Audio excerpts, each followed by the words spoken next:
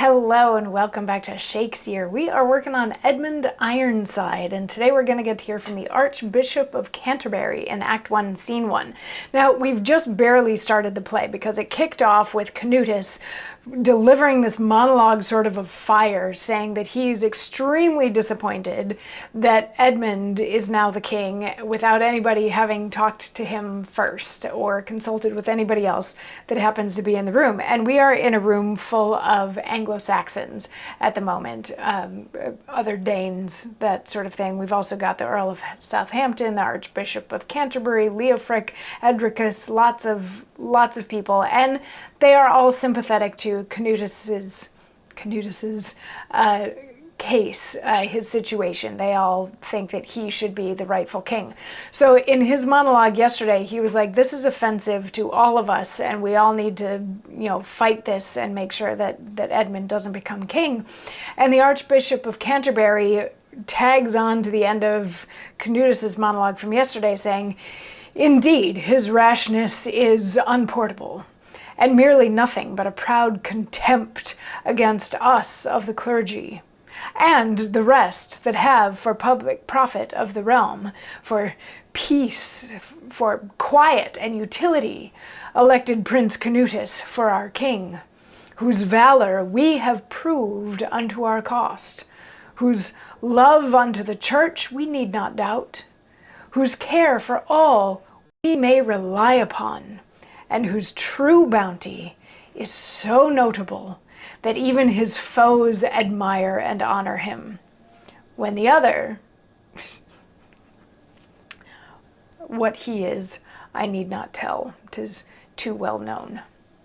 I would I could say well, but this I say and swear, were I myself professed a soldier or a man-at-arms, as I am one deprived from the world and from my cradle called to serve the Lord, I would with lance approve his title naught, and plead your coronation with my sword.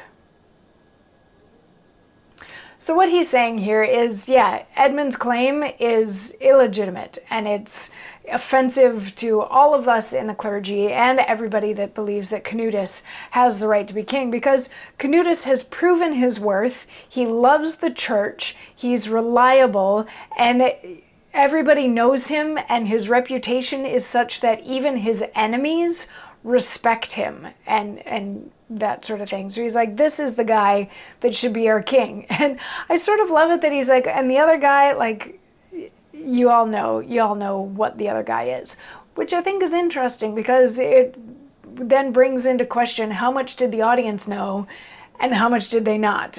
We as audience members now looking at this in the 2000s, 2020s and beyond may not know what Edmund's reputation was at the time. So that's something that hopefully we're going to get to figure out in the course of the play. But I do sort of love it that he's like, Canutus is so great, and the other guy, yeah, shit. But he's like, he finishes off this monologue saying, if I was a fighting man, I'd be out there fighting for this. But I am a man of the cloth, I am a man of God, so I'm not going to be out there as a soldier doing this. And Canutus is like, well spoken, and I believe that you're on my side. Pats him on the back, says sort of good job. And Southampton's like, but I'm also on your side, and I'm also a good guy. And Leofric is like, and I'm also on your side, and I'm also a good guy. And then in tomorrow's monologue, we're going to get to hear how Edricus tacks on to the end of all that to see, is he also as fervently on Canutus's side as everybody else is so far? I mean, the law of threes would seem to suggest that yes, he's going to build on that, but we'll find out for sure tomorrow. I'll see you then. Mwah.